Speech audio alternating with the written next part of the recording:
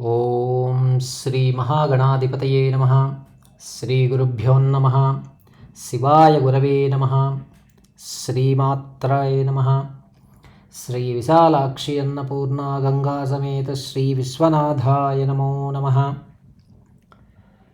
ఆది దంపతులైన శ్రీ విశాలాక్షి అన్నపూర్ణ గంగా సహిత కాశీ విశ్వనాథునకు ప్రణతులు. ప్రపంచంలోని ప్రాణులందరికీ శాశ్వతానందాన్ని, మోక్షప్రాప్తిని కలిగించే కాశీ మహిమ వర్ణనాతీతం. కాశీ క్షేత్రం 3 భాగాలుగా భాగింపబడినది. శిఖ నుండి కంఠం వరకు ఓంకార ఖండమనియు, కంఠం నుండి జఠరం వరకు విశ్వేశ్వర ఖండమనియు, జఠరం నుండి క్రింది భాగము కేదార ఖండంగా చెప్పబడుతోంది. మనం కాశీని దర్శించినప్పుడు కాశీ యాత్రలో భాగంగా అందరూ తప్పనిసరిగా దర్శించవలసిన క్షేత్రాలను ఒక శ్లోక రూపంలో అందించారు పెద్దలు. విశ్వేశం మాధవం డుండిం దండపాణించ భైరవం వందే కాశీం గుహాం గంగాం భవానీం మణికర్ణికాం. అంత ముఖ్యమైన ఈ శ్లోక వివరణ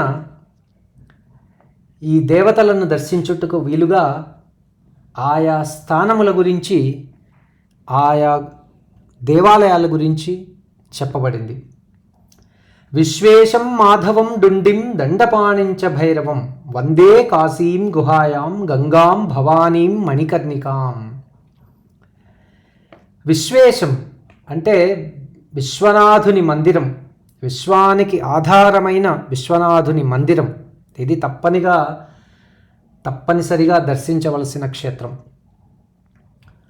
విశ్వేశం మాధవం బిందుమాధవుని గుడి పంచగంగా ఘాట్ పైన ఉన్నది, అది కూడా దర్శనం చేసుకోవాలి. డుండిం అంటే డుండీ గణపతి. ఢూండ్ అనగా అన్వేషణ.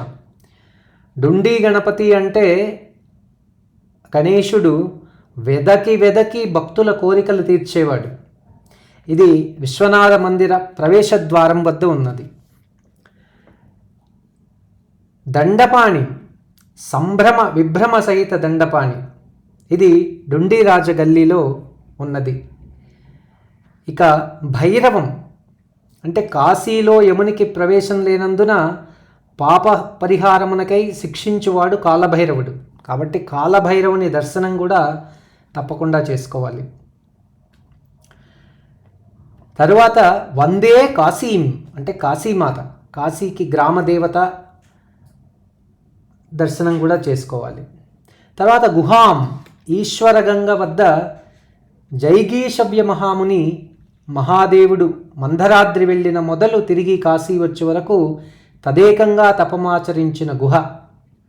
శివుడు కాశీ తిరిగి వచ్చినప్పుడు ముందుగా జైగీషవ్య మునికి దర్శనమిచ్చాడు.